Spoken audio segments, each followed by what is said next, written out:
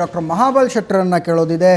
Doctor Mahabal ಶೆಟ್ಟರು ಕೇವಲ ಇಂಥ ಪರೀಕ್ಷೆಗಳನ್ನು ಮಾಡೋದು ಮಾತ್ರ ಅಲ್ಲ, ಪರೀಕ್ಷೆ ಮಾಡಿದ ನಂತರ ನ್ಯಾಯಾಲಯಕ್ಕೆ ಹೋಗಿ ತಾವು ಮಾಡಿದಂಥ ಪರೀಕ್ಷೆಯನ್ನು, ತಾವು ಕೊಟ್ಟಂಥ ವರದಿಗಳನ್ನು ಸಪೋರ್ಟ್ ಮಾಡಿಕೊಳ್ಳಬೇಕಾಗತ್ತೆ, ಸಮರ್ಥನೆ ಮಾಡಿಕೊಳ್ಳಬೇಕಾಗತ್ತೆ. ಜೊತೆಗೆ ಆರೋಪಿಗಳ ಪರವಾದ ವಕೀಲರ ಪ್ರಶ್ನೆಗಳಿಗೆ ಉತ್ತರ ಕೊಡಬೇಕಾಗತ್ತೆ.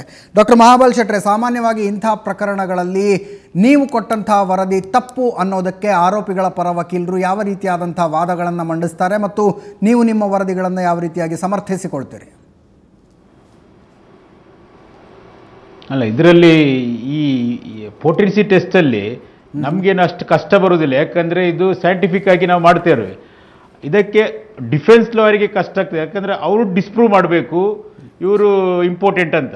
ಹಾಗಾಗಿ ನಮಗೇನು ಅಷ್ಟು ಕಷ್ಟ ಬರೋದಿಲ್ಲ. We can always defend. ಯಾಕಂದರೆ ಸೈಂಟಿಫಿಕ್ ಎವಿಡೆನ್ಸ್, ಟೆಸ್ಟೋಸ್ಟಿರಾನ್ ಲೆವೆಲ್ ಎಷ್ಟಿದೆ, ಅಲ್ಟ್ರಾಸೌಂಡ್ ರಿಪೋರ್ಟ್ ಉಂಟು, CT ಸ್ಕ್ಯಾನ್ ಉಂಟು, ಮತ್ತು ಅವರದ್ದು ಶಿಸ್ನ ಇಷ್ಟು ಉದ್ದ ಉಂಟು, ಇಷ್ಟು ಅಗಲ ಉಂಟು, ಉದ್ರೇಕಾದಾಗ ಇಷ್ಟು ದೊಡ್ಡದಾಗಿದೆ, ಇಷ್ಟು ಚಿಕ್ಕದಾಗಿದೆ ಅಂತ ಎಲ್ಲ ಹೇಳ್ತೇವೆ. ಅದ ನಂತರ ಸ್ಪರ್ಮ್ ಕೌಂಟ್ ಉಂಟು, ಅದರಲ್ಲಿ ಎಷ್ಟು ಸೆಮೆನಲ್ಲಿ ಎಷ್ಟು ಸ್ಪರ್ಮ್ ಲೆವೆಲ್ ಇದೆ. ಹೀಗಾಗಿ ನಮಗೇನು ಅಷ್ಟು ಕಷ್ಟ ಬರುವುದಿಲ್ಲ. ಇದರಲ್ಲಿ ಸೈಂಟಿಫಿಕ್ ಎವಿಡೆನ್ಸಲ್ಲಿ ಕೊಡುವಾಗ ನಮಗೇನು ಬರೋದಿಲ್ಲ.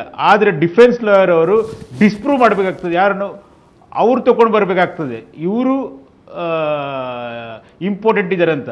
ಹಾಗೆ ಇದರಲ್ಲಿ ನಮಗೆ ಈ ಪೊಟೆನ್ಸಿ ಟೆಸ್ಟಲ್ಲಿ ನಮಗೇನು ಅಷ್ಟು ಕಷ್ಟ ಆಗಿ ಬರೋದಿಲ್ಲ, ನನ್ನ ಎಕ್ಸ್ಪೀರಿಯನ್ಸ್ ಪ್ರಕಾರ.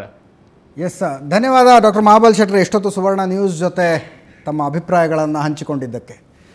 ಡಿಫೆನ್ಸ್ ಲಾಯರ್ ಮೇಲೆ ಭಾರ ಇರುತ್ತೆ ಡಿಸ್ಪ್ರೂವ್ ಮಾಡುವಂಥದ್ದು ಅಂತ. ತಾವು ಡಿಫೆನ್ಸ್ ಲಾಯರ್ ಆಗಿದ್ರೆ ನೋಡಿ, is it possible to disprove it? It is possible. ಯಾಕೆಂತೇಳಿದ್ರೆ ನೋಡಿ, ಮೋದಿಸ್ ಜುರಿಸ್ಪ್ರುಡೆನ್ಸ್ ಅಂಡ್ ಟಾಕ್ಸಿಕಾಲಜಿ ಏನಿದೆ, is a very famous author.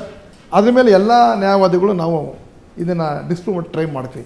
Sir ನೋಡಿ, ಪ್ರಥಮವಾಗಿ ಹೇಳ್ತೀನಿ ಸರ್, ಆರೋಪಿಯ ವೈದ್ಯಕೀಯ ಪರೀಕ್ಷೆ ವರದಿ ಏನಿದೆ, ಈಗ ಅವ್ರು ಏನೆಲ್ಲ ಪ್ಯಾರಾಮೀಟರ್ಸ್ ಯೂಸ್ ಮಾಡಿದ್ದಾರೆ ಈ ಒಂದು ಸರ್ಟಿಫಿಕೇಟ್ ಕೊಡೋದಕ್ಕೆ. ಸೊ ನಾವು ಅದನ್ನು will going to cross exam by part ಬಾರಿ ಹಂತ ಡಿಸೆಕ್ಟ್ ಮಾಡ್ತಾ ಹೋಗ್ತೀವಿ. Will rather to say will cut into 1000 pieces.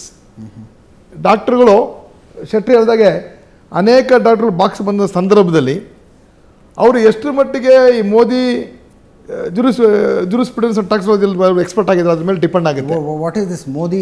So ಇದು ಅವರು is an author of a book, medical jurisprudence. Narendra ಮೋದಿಗೆ ಇಲ್ಲ, is the name of a person. It is the name of person. Medical jurisprudence and toxicology ಇದೊಂದು subject matter sir. ಇದರಲ್ಲಿ ನಾನು ಹೇಳಿದಾಗೆ ನೋಡಿ sir, ಆರೋಪಿಯ ವೈದ್ಯಕೀಯ ವರದಿಯಲ್ಲಿ ಏನೆಲ್ಲ ಮಾಡ್ತಾನೆ ಅಂತ ಹೇಳಿದ್ರೆ, ಒಂದು ಪ್ರಾರಂಭಿಕ ಅಂಕಿಅಂಶಗಳು, ಗುರುತಿನ ಕಳೆಗಳು ಒಳಗೊಂಡು. ಎರಡನೇ ಪಾಯಿಂಟು ಆತನ ವಸ್ತ್ರಗಳ ಪರೀಕ್ಷೆ. ಮೂರನೇ ಅಂಶ ಆತನ ದೈಹಿಕ ಮತ್ತು ಕ್ರಿಯೆಗಳ ಪರೀಕ್ಷೆ ಈಗ ಮಾಡ್ತಾ ಇರೋದು. ನೆಕ್ಸ್ಟು ಆತನ ದೇಹ ಮತ್ತು ಜನನಾಂಗಗಳ ಮೇಲಿನ ಗಾಯಗಳು, ಅದೀಗ ಆಗೋದಿಲ್ಲ, ಅದು 2012 ಆಗಿರೋಂಥ ಇದೊಂದು ರೇಪು. ನೆಕ್ಸ್ಟ್ ಸರ್, ಪ್ರಯೋಗಾಲಯದ ಪರೀಕ್ಷೆಗಳಿಗೆ ಸಾಮಗ್ರಿಗಳ ಸಂಗ್ರಹ ಮತ್ತು ಸಂರಕ್ಷಣೆ. ನೆಕ್ಸ್ಟು ಆರೋಪಿಯ ಲೈಂಗಿಕ ಕ್ರಿಯೆ ನಡೆಸ ಸಶಕ್ತನಾಗಿದ್ದಾನೆ ಅಥವಾ ಇಲ್ಲವೇ ಎಂಬುದು ಕುರಿತ ಅಭಿಪ್ರಾಯ.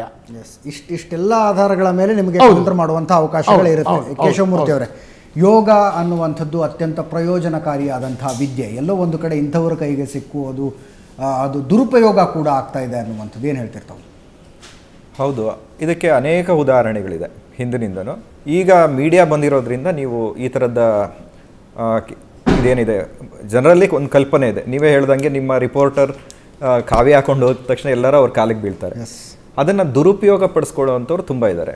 ಮತ್ತು ಇನ್ನೂ ಒಂದಿದೆ, ಇಲ್ಲೇ ನಮ್ಮ ಸುತ್ತಮುತ್ತಲೇ ತುಂಬ ಜನ ಯೋಗ ಸಾಧಕರಿದ್ದಾರೆ. ಅವ್ರು ಯಾರೂ ಈ ಥರ ಕಾವ್ಯ ಹಾಕ್ಕೊಂಡಿಲ್ಲ, ಒಳ್ಳೆಯ ಎಕ್ಸ್ಪರ್ಟ್ಸ್ ನಿಮಗೆ ಬೆಂಗಳೂರಿನಲ್ಲೇ ಸಿಗ್ತಾರೆ. ಹಾಗಾಗಿ ಯೋಗ ಅನ್ನೋದು ಇದರಲ್ಲಿ ನಾನು ಹೇಳ್ದಂಗೆ ಬೇರೆ ಬೇರೆ ಇದೆ. ಎಷ್ಟೋ ಜನ ಕರ್ಮಯೋಗಿಗಳಿರ್ತಾರೆ, ಅವ್ರು ಮಾಡೋ ಕೆಲಸನೇ ಯೋಗ ಅಂತ ತಿಳ್ಕೊಂಡು ಮಾಡುವಂಥದ್ದು. ಎಸ್, ಕೊನೆಯದಾಗಿ ಕ್ರೈಮ್ ರಿಪೋರ್ಟರ್ ಶಶಿ ವಿಕ್ಟೋರಿಯಾ ಆಸ್ಪತ್ರೆಯಿಂದ ನೇರ ಸಂಪರ್ಕದಲ್ಲಿದ್ದಾರೆ. ಶಶಿ, ಏನೀಗ ಸದ್ಯದ ಸ್ಟೇಟಸ್ ಏನು? ಯಾವ ಪರೀಕ್ಷೆಗಳು ನಡೀತಾ ಇದೆ? ಎಷ್ಟೊತ್ತಿಗೆ ಮಡಿವಾಳಕ್ಕೆ ಕರೆದುಕೊಂಡು ಹೋಗಲಾಗುತ್ತೆ ನಿತ್ಯಾನಂದನನ್ನು? ಅಜಿತ್, ಬೆಳಗಿನಿಂದಲೂ ಕೂಡ ನಿತ್ಯಾನಂದನಿಗೆ ವಿವಿಧ ರೀತಿಯ ಪರೀಕ್ಷೆಗಳನ್ನು ಮಾಡಲಾಗಿದೆ. ಬೆಳಗ್ಗೆ ಮೊದಲಿಗೆ ಮೂತ್ರ ಮತ್ತು ರಕ್ತದ ಪರೀಕ್ಷೆಯನ್ನು ಮಾಡಲಾಗಿತ್ತು. ಅದಾದ ನಂತರ ನಿತ್ಯಾನಂದನ ದೈಹಿಕ ಬೆಳವಣಿಗೆಗಳ ಬಗ್ಗೆ ಇಡೀ ವೈದ್ಯರ ತಂಡ 4 ವೈದ್ಯರ ತಂಡ ಪರಿಶೀಲನೆಯನ್ನು ಮಾಡಿದ್ದಾರೆ. ಅದಾದ ನಂತರ ವೀರ್ಯ ಚಲನೆ ಬಗ್ಗೆ, ವೀರ್ಯಾಣುಗಳ ಸಂಖ್ಯೆ ಮತ್ತು ವೀರ್ಯಾಣುಗಳ ಚಲನವಲನ ಹೇಗಿದೆ ಅನ್ನೋದನ್ನು ಕೂಡ ಪರಿಶೀಲನೆಯನ್ನು ಮಾಡಿದ್ದಾರೆ. ಇದಾದ ನಂತರ ಈಗ ಅವರಿಗೆ ಹಸ್ತಮೈಥುನಕ್ಕೆ ಮೊದಲಿಗೆ ಕೇಳಿಕೊಂಡ್ರು ಆರೋಗ್ಯ ಡಾಕ್ಟರ್ಗಳು. ಆಗ ನಿತ್ಯಾನಂದ ಮೊದಲಿಗೆ ಸ್ವಲ್ಪ ಹಿಂಜರಿಕೆಯನ್ನು ಮಾಡಿದ. ಕೆಲವು ಪರೀಕ್ಷೆಗಳನ್ನು ಮಾಡಿಸಿಕೊಳ್ಳಲು ಆತ ಆಕ್ಷೇಪವನ್ನು ವ್ಯಕ್ತಪಡಿಸ್ತಾನೆ. ಅದಾದ ನಂತರ ವೈದ್ಯರು ಆತನನ್ನು ಮನವೊಲಿಸುವಂತಹ ಕೆಲಸವನ್ನು ಮಾಡ್ತಾರೆ. ಕಾನೂನಿನ ಪ್ರಕಾರ ಈ ಎಲ್ಲ ಪರೀಕ್ಷೆಗಳನ್ನು ಮಾಡಿಸಿಕೊಳ್ಳಬೇಕಾದಂತಹ ಅಗತ್ಯತೆ ಇದೆ, ನಾವು ಬಲವಂತ ಮಾಡ್ತಾ ಇಲ್ಲ, ಇದೆಲ್ಲವೂ ಕೂಡ ನಿಯಮಗಳ ಆಧಾರದಲ್ಲಿ ಮಾಡಲೇಬೇಕಾಗುತ್ತೆ ಅಂತ ಹೇಳಿದಾಗ ಆನಂತರ ನಿತ್ಯಾನಂದ ಕೆಲವು ಪರೀಕ್ಷೆಗಳಿಗೆ ಒಳಪಡಲು ಒಪ್ಪಿಕೊಂಡಿದ್ದಾನೆ. ಮೊದಲಿಗೆ ಹಸ್ತಮೈಥುನಕ್ಕೆ ಆತ ಒಪ್ಕೊಳ್ಳೋದಿಲ್ಲ. ಆನಂತರ ಆತನನ್ನು ಮನವೊಲಿಸುವಂತಹ ಪ್ರಯತ್ನವನ್ನು ವೈದ್ಯರು ಮಾಡಿದ್ದಾರೆ. ಈಗ ಅದಕ್ಕೂ ಕೂಡ ಒಪ್ಕೊಂಡಿದ್ದಾನೆ. ಇದಾದ ನಂತರ ಆತನನ್ನು ಮಡಿವಾಳದಲ್ಲಿರುವಂತಹ ವಿಧಿವಿಜ್ಞಾನ ಪ್ರಯೋಗಾಲಯಕ್ಕೆ ಕರೆದುಕೊಂಡೋಗಿ ಅಲ್ಲಿ ಆತನ ಧ್ವನಿಯನ್ನು ಪರೀಕ್ಷೆ ಮಾಡಲಾಗುತ್ತೆ.